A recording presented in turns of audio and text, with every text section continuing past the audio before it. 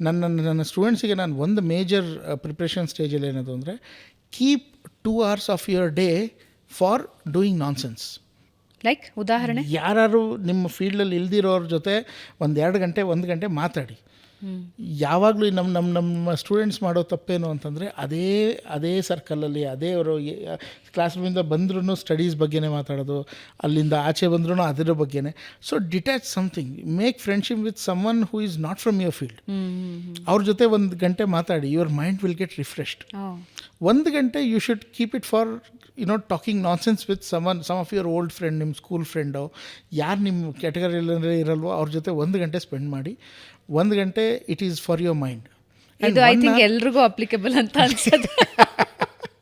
ನಿಮ್ಮ ಕೊಲೀಗ್ಸ್ ಆಗಿರಬಾರ್ದು, ನಿಮ್ಮದೇ ಫೀಲ್ಡ್ ಅವ್ರು ಆಗಿರಬಾರ್ದು.